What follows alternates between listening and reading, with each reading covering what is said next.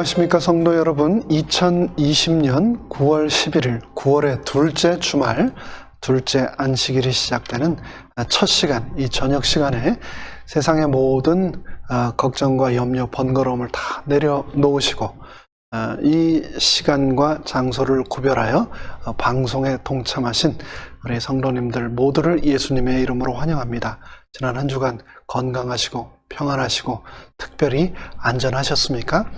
지난 한 주 저희가 있는 이곳 캘리포니아 지역은 불볕 더위뿐 아니라 또 산불로 인해서 몸살을 앓았습니다. 아주 저 먼 북가주 지역뿐만 아니라 저희가 살고 있는 이곳 인근 지역의 여러 곳에서 산불이 일어나서 저희의 살고 있는 주택가 그리고 저희가 사용하는 차 위로 산에서 탄 나무의 재들이 날아오는 그런 현상을 여러분들이 다 겪으셨을 겁니다. 온역과 또 폭염과 특별히 산불의 위험 가운데서 우리 모두를 지키신 하나님께 감사를 드립니다. 오늘 말씀을 시작하기에 앞서 퀴즈를 하나 여러분께 드리려고 하는데요. 한번 잘 들어보시고 정답이 무엇일까 한번 함께 생각해 주시면 감사하겠습니다. 시편의 진주라고 불리우는 이 시는 나이팅게일의 시라고도 불리웁니다. 아우구스티누스는 이 시를 순교자의 찬미라고 불렀습니다. 이 시는 과연 시편 몇 편일까요? 모든 시대, 모든 사람을 위한 메시지가 담겨있는 노래, 과연 몇 편의 노래일까요? 이 시편은 제가 1997년도 한국연합회 목회 채용 시험을 볼 때 필기 시험의 마지막 주관식 문제로도 나왔었던 문제라 더 잊지 못하는 그런 본문인데요. 이 시를 우리는 목자의 시라고 하는 별명을 붙여 부르곤 합니다. 이 시는 과연 시편 몇 장일까요? 정답은 여러분들이 생각하시는 것처럼 바로 시편 23편입니다. 오늘은 시편의 진주, 목자의 시, 바로 시편 23편을 본문으로 여호와는 나의 목자시니라는 제목으로 이 시간 성령님의 임재하심을 초대하겠습니다. 다 함께 잠시 머리 숙여 기도드리겠습니다.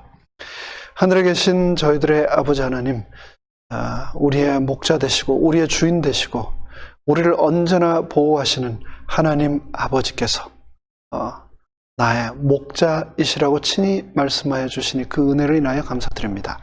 2000년 전 다윗에게 이 시를 쓰도록 하셨을 당시 임하셨던 성령님의 감동하심이 오늘 이 저녁 시간 말씀을 펴고 또 화면을 통하여 하나님께 찬양과 경배, 예배를 드리는 우리 모두에게 함께 하셔서 우리가 예수님을 우리의 목자로 다시 한번 인정하고 그래서 세상의 모든 염려와 근심으로부터 해방되는 축복을 맛볼 수 있도록 은혜 내려 주시옵소서.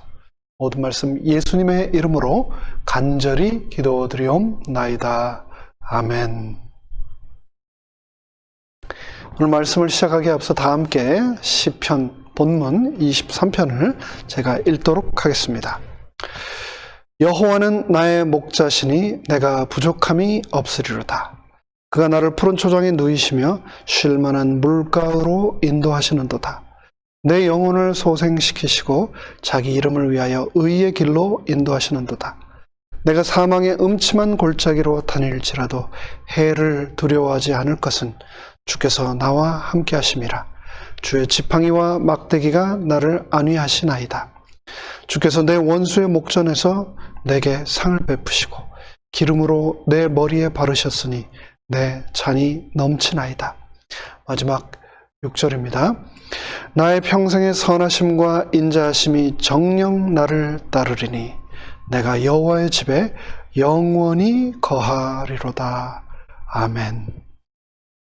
오늘의 본문 시편 23편을 남가주 오렌지 카운티에 있는 세틀백 처치의 릭 워렌 목사님은 염려에 대한 하나님의 해결책이라고 소개를 합니다. 10여 년 전쯤 어느 날 안과를 찾아간 적이 있습니다. 눈이 너무 아파서 찾아갔는데 안과 의사 선생님께서 말하길 제 눈의 안압이 너무 높은데 무슨 스트레스가 있느냐라고 물었습니다.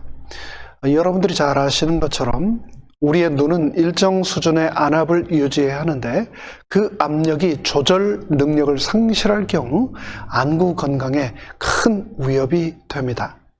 그런데 눈뿐만 아니라 인생에 있어서도 압력이 지나치면 큰 문제가 되는데 인생에 있어서 압력을 가져다주는 출처를 한번 알아보고 그 해소법이 무엇이 있는지 오늘 함께 생각해 보겠습니다. 우리가 인생에 있어서 압력을 받게 되는 여러 원인들이 있는데 그 중에서 가장 큰 첫 번째를 꼽으라면 바로 염려일 것입니다. 우리 모두는 각자 인생에 있어서 염려하는 분야가 있습니다. 염려 없는 사람은 한 명도 없습니다. 경제적인 문제, 직업의 문제, 인간관계의 문제, 결혼이나 자녀 문제, 그리고 또 건강상의 문제 때문에 우리는 염려합니다. 그런데 염려는 염려로 끝나지 않고 세 가지 문제를 동반합니다. 첫째, 염려는 도움이 되지 않습니다. 둘째, 염려는 합리적이지 못합니다. 셋째, 염려는 건전하지 못합니다. 첫 번째부터 살펴볼까요? 첫째, 염려는 도움이 되지 않습니다. 염려는 마치 차에 시동을 걸고 기어를 넣지 않고 엑셀레이터만 밟는 것과 같습니다. 연기는 척하게 나는데 아무 곳으로도 가지 못합니다. 염려는 결코 문제를 해결하지 못합니다. 염려한다고 우리는 과거를 바꿀 수 있는 것도 아닙니다. 염려한다고 미래를 그렇다고 다스릴 수 있는 것도 아닙니다. 염려는 우리의 오늘을 불행하게 해줄 뿐입니다. 염려는 도움이 되지 못합니다. 염려는 전혀 쓸모가 없습니다. 둘째, 염려는 합리적이지 않습니다. 염려는 우리가 당면한 문제를 돋보기처럼 과장해서 생각하게 합니다. 어제 미국의 유명한 여론조사 업체인 퓨 리서치 센터가 내놓은 한 뉴스를 제가 우연히 읽게 되었는데요. 한국인은 염려왕이라고 하는 기사였습니다. 코로나 확진자가 제일 적은데도 불구하고 걱정은 OECD 14개국 중에서 1등으로 한다는 겁니다.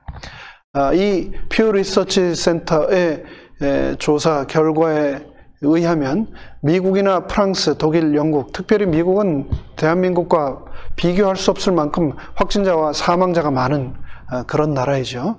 그럼에도 불구하고 이 주요 14개 국민 14,276명을 대상으로 한 조사에서 한국인은 10명 중에 9명 가까이에 해당되는 89%의 사람이 이 감염병 확산이 국가의 중대한 위협이라고 생각한다라고 대답을 했는데 이 14개 OECD 국가 중 가장 높은 수치였습니다.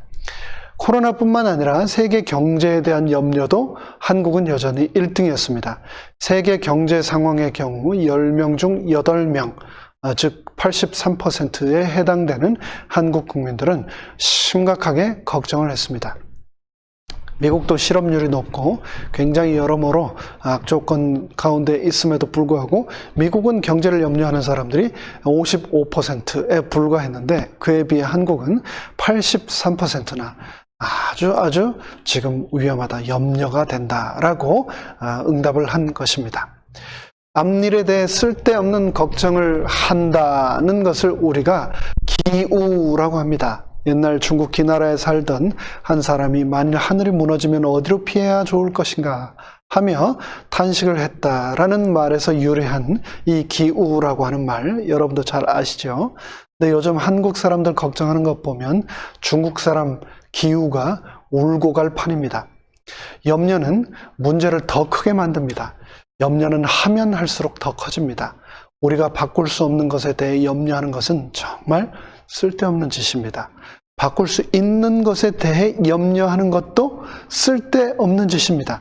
바꿀 수 있으면 염려하지 않고 그냥 바꿔야 되는 것 아닙니까? 셋째, 염려는 건전하지도 않습니다. 우리 몸은 염려하도록 만들어지지 않았습니다. 그래서 염려는 자연스러운 것이 아닙니다. 염려를 하면 위궤양, 요통, 그리고 두통에 불면증까지 다양한 병에 걸리게 됩니다. 병원에 가면 의사 선생님들이 맨날 하는 말 있죠? 그거 스트레스 때문입니다 라는 말이요. 그런데 보면 식물이나 짐승들은 염려를 하지 않습니다. 하나님의 피조물 가운데 염려하는 것은 오직 사람밖에 없다는 것 여러분 아십니까? 염려하면 불행하게 되고 염려하면 건강을 해치게 됩니다.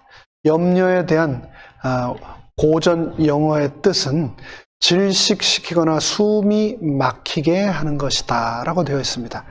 짐승이 먹잇감에 목을 물어서 숨통을 끌어놓는 것, 숨이 멎을 때까지 물고 놓지 않는 것, 그것이 바로 이 worry라고 하는 영어 단어의 아주 고전 영어의 뜻인 것이죠. 염려는 자연적이지 않습니다. 염려는 우리에게서 삶의 기쁨을 빼앗아갑니다. 우리는 오랜 실습을 통하여 그럼에도 불구하고 염려하는데 아주 익숙해져 있습니다. 그러나 우리는 염려하려고 세상에 태어난 존재가 아닙니다. 그런데 염려하는 것은 우리가 어린 아이 때부터 너무나 오랫동안 익숙해져 있고 또 너무나 우리가 어려서부터 자연스럽게 배워온 그러한 일입니다. 그리고 결국 그 염려는 우리 삶에서 기쁨을 빼앗아 갑니다. 그렇다면 이런 염려에 대한 해결책은 무엇일까요? 오늘의 본문은 말하기를 그 해결책은 바로 여호와가 나의 목자라는 것을 기억하는 것이다 라고 기록하고 있습니다. 그렇습니다. 하나님이 나를 돌보실 것이라는 것을 온전히 믿으면 우리는 염려하지 않게 됩니다. 목자는 무엇을 하는 사람인가요? 첫째, 목자는 먹을 것과 안식처를 제공해 주는 사람입니다. 삶의 기본적인 필요들을 충족시켜 주는 사람이죠. 둘째, 목자는 보호해 주는 사람입니다. 적으로부터 해를 받지 않도록 보호해 주는 존재, 그것이 바로 목자입니다. 셋째, 목자는 인도해 주는 분입니다. 앞길을 이끌어 줍니다. 목자는 양들이 혼란된 상태에 처하게 되면 어디로 가야 할지를 바로 인도해 줍니다. 그리고 네 번째로 목자는 고쳐주는 분입니다. 문제가 발생하면 그 즉시 해결책, 고침을 우리에게 제공해 주는 존재죠. 이 네 가지 발견은 정말 놀라운 사실입니다. 만일 우리가 하나님을 신뢰하면 하나님께서 우리의 목자가 되게 하시면 하나님께서 우리의 삶 가운데 우리를 위하여 금방 나열한 이 네 가지를 내가 해주겠다라고 약속하셨습니다. 하나님께서는 그분을 우리의 목자가 되게 하면 우리에게 필요한 것을 제공해 주시며 보호해 주시며 우리를 인도해 주시며 우리 삶의 잘못된 문제들을 고쳐 주시겠다고 말씀하셨습니다. 시편 40편 11절은 그래서 다음과 같이 말하고 있습니다. 시편 40편 11절은 말하기를 그는 목자같이 양 무리를 먹이시며 어린 양을 그 팔로 모아 품에 안으시며 젖 먹이는 암컷들은 온순히 인도하시리로다 라고 말씀하셨습니다. 우리 하나님께서 내 삶의 목자가 되실 때 그분께서는 나를 모아 품어 안아 주시겠다라고 약속하셨습니다. 하나님께서는 더 나아가 빌립보서 4장 19절에서 다음과 같이 분명하게 말씀하셨습니다. 나의 하나님이 그리스도 예수 안에서 영광 가운데 그 풍성한 대로 너희의 모든 쓸 것을 채우시리라 라고 말씀하셨습니다. 그렇습니다. 하나님께서는 우리의 필요를 채워주시겠다라고 약속하셨습니다. 내가 원하는 것을 채워주시겠다가 아니라 나에게 필요한 것을 채워주시겠다라고 약속하셨습니다. 채우시리라 라고 하는 말씀은 약속입니다. 하나님께서 하신다는 말씀은 그분의 성품을 걸고서 반드시 하시겠다는 약속입니다. 내가 할지도 모른다가 아니라, 내가 한번 생각해 보겠다가 아니라, 내가 아마도 하게 될 것이다가 아니라, 내가 반드시 채워주겠다고 약속하시고 선언하신 겁니다. 하나님께서는 모든 필요를 채워주시겠다고 말씀하셨습니다. 코로나로 인해 많은 사람이 직업을 잃고 경제적인 어려움에 직면해 있습니다. 그 중에 흑인과 라티노가 가장 큰 어려움에 직면해 있고, 그 다음에 바로 에이시안들이 큰 어려움을 겪고 있다고 뉴스는 보도하고 있습니다. 백인들도 피해가 있지만 그래도 그들은 피해가 가장 적다고 하죠. 경제적 어려움 때문에 렌트비를 못 내는 사람들이 엄청나게 늘었습니다. 세입자의 31%가 다음 달 렌트비를 낼 수 있을지에 대해서 확신이 없다라고 대답했습니다.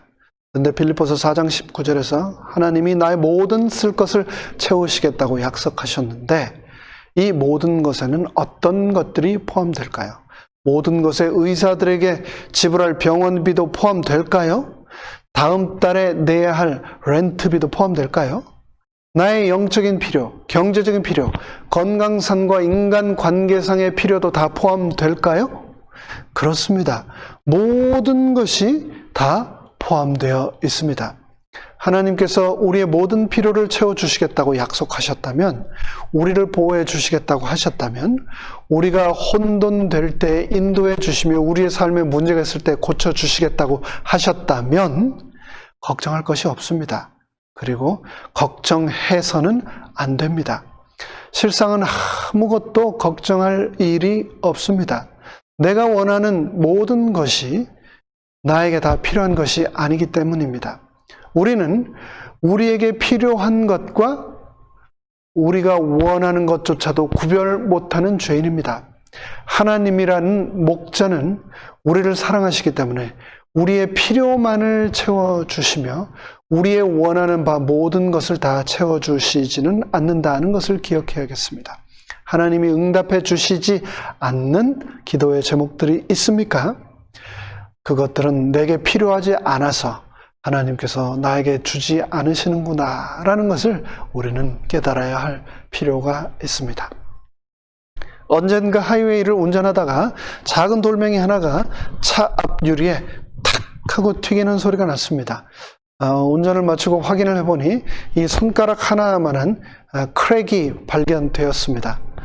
차를 살 때 들었던 딜러 보험에 유리 파손에 대한 보상 약관이 있어서 딜러에게 바로 연락을 했더니 그 크랙이 쿼러 동전 크기보다 크면 보상해 주지 않는다. 이 약관에 포함되지 않는다라고 대답을 하더라고요.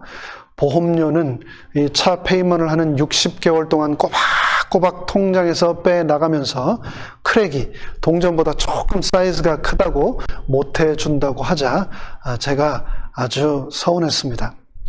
바로 오토존에 가서 물어봤더니 이 돌멩이를 맞아서 난 크랙의 금이 이 손가락 하나 정도 사이즈, 그 정도 가게 되면은 수리할 방법이 없고 결국은 유리를 통째로 갈아야 한다라는 이야기를 저에게 해주었습니다. 그래서 통째로 가르려고 알아봤더니 그 윈드실드 유리가 한 350불 정도 했습니다. 그런데 그것도 정품이 아닌 것이 가격이 그랬습니다. 그래서 걱정만 하면서 타고 다녔는데 이 크랙이 점점 차 측면으로 운전석 쪽에서 조수석 쪽으로 점점 늘어나더니 두 개로 벌어지고 결국은 와이퍼 쪽 바닥 끝까지 금이 가버렸습니다. 이렇게 하이웨이를 타고 다니다가 앞 유리창이 언젠가 와장창 다 날아가 버리면 어떡하지? 늘 조마조마한 마음으로 다니다가 지난주에 혹시나 하고 보험회사, 차 보험회사 앱에 접속을 해서 상담원에게 문의를 했더니 디덕터블 50불만 내면 새 유리로 완전히 교체를 해준다는 거였습니다. 지난 수개월 동안 점점 벌어져가는 크랙을 보면서 조마조마한 마음으로 운전하며 마음을 졸였던 시간들이 주마등처럼 지나갔습니다. 세상은 늘 한치 앞도 볼 수 없고 그래서 늘 불안합니다. 그러한 인간의 심리가 엄청나게 많은 비즈니스를 파생시켰습니다. 소위 보험이라는 비즈니스들이죠. 우리는 언제 아플지 모르기 때문에 병원에 가야 할 때를 위해 건강보험을 구매합니다. 우리가 타고 다니는 차가 언제 고장이 나거나 사고가 날지 모르기 때문에 차량보험을 구매합니다. 우리가 살고 있는 집도 언제 고장 나거나 산불이나 지진과 같은 자연재해를 입을지 모르기 때문에 집보험을 구매합니다. 축구선수는 자신의 발에 보험을 들고 피아니스트는 자신의 손에 보험을 듭니다. 여러분은 어떤 보험을 가지고 계십니까? 보험에 가입되어 있어 무엇이 보상되는지를 알면 더 이상 걱정하지 않습니다. 무슨 일이 발생해도 전혀 염려하지 않습니다.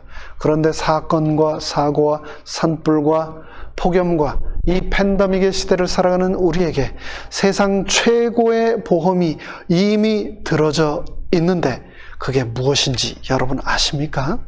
그것은 바로 여호와는 나의 목자라는 보험입니다. 그리고 그 보험의 약관, 커버리지가 기록된 증서가 바로 성경 66권이죠. 성경에는 하나님께서 우리에게 주신 약속이 7,000가지나 됩니다. 하나님께서 내 인생에 책임을 져 주시겠다고, 염려하지 말라며 커버해 주시겠다고 주신 약속이 7,000가지라는 겁니다. 우리 인생은 자동차 앞 유리가 깨지는 것과는 비교할 수 없는 수많은 예측 못한 염려거리들이 물밀듯 날마다 밀려오는 곳입니다. 그럼에도 불구하고 염려하지 말라는 성경은 우리에게 명령을 다시 한번 날마다 주고 있습니다. 내가 가지고 있는 여호와는 나의 목자시라는 보험이 풀 커버해 주신다고 약속하고 있기 때문입니다. 맞습니다. 기억해야 하겠습니다. 염려는 도움이 되지 못할 뿐만 아니라 합리적이지도 않고 건전하지도 않습니다. 예수 그리스도가 내 목자라면, 그분이 나의 풀 커버리지라면 염려할 필요가 전혀 없는 것이죠. 내가 염려를 하면 염려하는 그 순간마다 하나님이 안 계시다라고 말하는 것과 같습니다. 하나님이 나를 지켜주시겠다고 한 약속을 믿지 않겠다고 선언하는 것과 같습니다. 나의 모든 필요를 풍성하게 채우시겠다고 한 약속을 지키지 않을 것이라고 말하는 것과 같습니다. 여호와는 나의 목자시니, 이 말은 하나님이 바로 나의 주인이시라는 말씀입니다. 여러분의 주인은 누구이십니까? 여러분의 주인은 여러분 자신이십니까? 아니면 여러분의 집을 가득 채우고 있는 소중한 물건들입니까? 아니면 여러분의 은행 계좌에 들어있는 돈이 여러분의 주인이십니까? 주인이란 책임을 지고 있는 사람을 나타냅니다. 오늘날 우리가 흔히 쓰는 말로 표현을 하자면 사장, 회장, CEO, 그 단어들이 바로 주인이 누구인가를 말하는 것이죠. 주인이란 최고의 위치에서 모든 것을 결정하고 다스리는 사람을 나타냅니다. 내 삶의 모든 사항을 예수님께서 결정하신다면 예수님께서 바로 나의 주인이 되시는 것입니다. 그렇지 않다면 예수님은 나의 주인이 아니시죠. 예수님께서 나의 주인이 아니시라면 그분은 나의 목자도 아니십니다. 내가 걱정하는 모든 것들을 내어놓고 나의 주인이고 나의 목자이신 그분께 기도해야 하겠습니다. 하나님께 아뢰시다. 하나님은 나의 친구가 되기를 원하시며 나와 밀접한 관계를 맺기 원하십니다. 그래도 나는 너무나 바빠서 기도할 시간이 없습니다 라고 혹 말씀하십니까? 그런데 그러면서도 염려할 시간은 혹 있으십니까? 우리가 염려하는 모든 것들을 내어놓고 기도한다면 염려할 것이 아주 많이 없어질 것입니다. 염려는 아무것도 해결하지 못하니 우리는 더욱 열심히 기도해야 하겠습니다. 기도는 모든 것을 바꾸실 수 있는 하나님을 우리가 접촉하게 만듭니다. 빌립보서 4장 6절로 7절은 다음과 같이 말씀했습니다. 아무것도 염려하지 말고 오직 모든 일에 기도와 간구로 너희 구할 것을 감사함으로 하나님께 아뢰라. 그리하면 모든 지각에 뛰어난 하나님의 평강이 그리스도 예수 안에서 너희 마음과 생각을 지키시리라. 맞습니다. 하나님께 필요한 것을 말씀하십시오. 그렇게 하면 우리가 도무지 이해할 수 없는 아주 놀랍고 신비한 하나님의 평강이 우리 마음에 임함을 체험하게 될 것입니다. 모든 것을 위하여 기도하십시오. 종교적인 것만을 위하여 기도하지 마시고 모든 것을 위하여 기도하시기 바랍니다. 대부분의 사람들은 기도할 때에 하나님께서 듣기를 원하는 것들만을 기도해야 한다라고 무의식 중에 생각합니다. 하지만 그렇지 않습니다. 하나님께서는 모든 것을 다 내어놓고 기도하라고 명령하십니다. 염려할 정도로 큰 문제라면 다 기도해야 될 만큼 큰 문제 아닙니까? 하나님의 능력은 우리의 염려보다 더 크시다라는 것을 꼭 기억하시기 바랍니다. 베드로전서 5장 7절은 다음과 같이 말합니다. 너희 염려를 다 주께 맡겨 버리라. 이는 저가 너희를 권고하심이니라. 여기에서 맡겨 버리라는 말은 다 버려서 더 이상 가지고 있지 말라는 것을 의미합니다. 헬라어로 문자적으로 이 의미는 떨쳐내어 털어내어 버리라는 의미입니다. 내 마음에서 없어지게 하라라는 의미입니다. 기도는 놀랍게도 우리가 받은 압력으로부터 우리를 자유롭게 하는 능력이 있습니다. 하나님께 모든 것을 그러기 때문에 우리는 다 맡겨야 합니다. 마태복음 6장 34절은 다음과 같이 또 말씀합니다. 그러므로 염려하여 이르기를 무엇을 먹을까 무엇을 마실까 무엇을 입을까 염려하지 말라.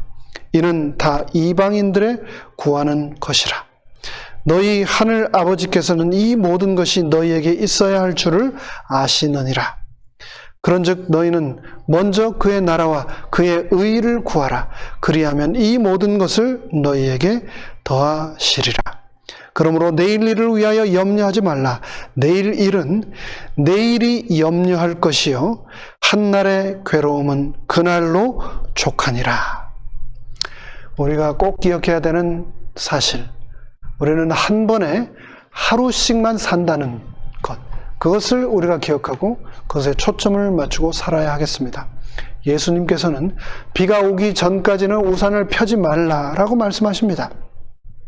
우리가 염려할 때 어제에 대해서는 아무것도 할 수 없고 또 내일을 다스릴 수도 없습니다. 염려란 단지 오늘을 혼란하게 만들 뿐입니다.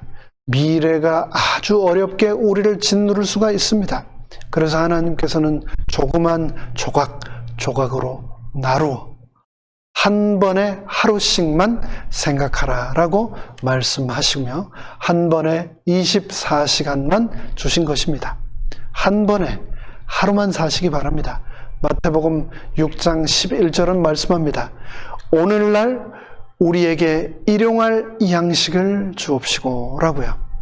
Give us our daily bread. 오늘 하루의 양식이 채워지면 그것으로 염려하기를 멈추어야 하겠습니다. 염려하는 것을 극복하고 그 극복하는 비결을 익숙해져 가면서 하루씩 선택하며 사는 것, 그것을 하나님께서는 우리에게 원하고 계신 것입니다. 우리가 염려하는 것을 막을 수 있는 약은 세상 그 어디에도 없습니다. 염려를 이기는 해결책은 매일매일의 바로 나의 선택에 달려 있다라는 것을 기억해야 하겠습니다. 예배를 마친 후 시편 23편을 한 번 더 꼭 읽어보시기를 바랍니다. 여러분들은 이 시편 23편에 등장하는 이 6구절에서 나의, 내가, 나를, 내게라고 하는 나를 나타내는 말이 14번이나 등장한다는 것을 다시 한번 발견하고 놀라게 되실 것입니다. 그렇습니다. 시편 23편은 아주 개인적인 시입니다. 하나님을 나타내는 말도 7번이나 등장합니다. 이 시편은 하나님과의 관계를 나타내는 시입니다. 하나님과의 관계를 가지는 것이 바로 염려를 해결하는 방법이다 라고 말하고 있는 시입니다. 우리가 필요한 것은 그렇습니다. 바로 염려가 아니라 하나님과의 관계입니다. 우리들은 목자가 필요합니다. 목자는 내게 필요한 것을 제공해 주고 보호하여 주고 인도하여 주고 바르게 잡아 주십니다. 하나님께서는 내가 하나님을 그래서 알기 원하십니다. 그 이유 때문에 하나님께서는 예수 그리스도를 바로 이곳 세상에 보내셨다라는 것을 기억해야 하겠습니다. 스위스의 정신과 의사이자 심리학자인 폴 투르니는 그를 찾아오는 우울증 환자들에게 시편 23편을 하루에 6번씩 읽으라는 처방을 주었습니다. 그것도 한꺼번에 숙제하듯이 몰아서 6번을 읽으면 안 되고 약을 먹는 것처럼 아침에 2알, 점심에 2알, 저녁에 2알 먹는 것처럼 아침에 2번, 점심에 2번, 그리고 저녁에 2번씩 시편 23편을 읽으라고 처방을 했습니다. 근데 그렇게 해서 그의 말을 따라한 수많은 사람들이 우울증으로부터 회복되고 향상되고 또 완치되었다라고 하는 그런 기록을 제가 보게 되었습니다. 정말 그렇습니다. 저도 개인적으로 힘든 일이 있을 때마다 이 시편 23편의 말씀, 특별히 여호와는 나의 목자이시다 라고 하는 이 말씀을 반복해서 마음속으로 암송하면서 내 마음속의 근심과 염려가 이렇게 가라앉는 것을 저 또한 여러 번 경험했습니다. 우리 모두 그리고 그 일을 계속해서 경험해야만 하겠습니다. 이제 오늘 말씀을 마무리하겠습니다. 여호와 하나님께서 나의 선한 목자이심을 꼭 기억하시고 감사하며 살아가는 우리 모두가 되기를 간절히 바랍니다. 그분에게만 있는 참된 쉼과 회복이 그러면 나의 삶 가운데도 분명히 임하게 될 것이기 때문입니다. 여호와는 저의 목자이시고 여호와는 바로 여러분들의 목자이시고 여러분은 우리 모두의 목자이심을 우리 모두 잊지 않고 늘 기억하게 되시기를 간절히 바라며 말씀을 마치겠습니다. 다 함께 머리 숙여 기도하겠습니다. 하늘에 계신 저희들의 아버지 하나님, 여호와 하나님이 이 염려와 근심과 재앙이 많은 세상을 살아가는 나의 주인 되시고 나의 피난처가 되시고 나의 목자가 되신다고 약속해 주셔서 너무나 감사드립니다. 이 약속의 말씀을 우리가 잊지 않고 늘 우리의 입술에서 늘 우리의 마음속에서 잊지 않고 묵상하며 품고 살아감으로 우리가 세상 염려와 근심으로부터 자유함을 얻도록 축복하여 주시옵소서. 나의 주인 되시며 나의 구원 되시며 나의 목자 되시는 예수님의 이름으로 간절히 기도드리옵나이다. 아멘.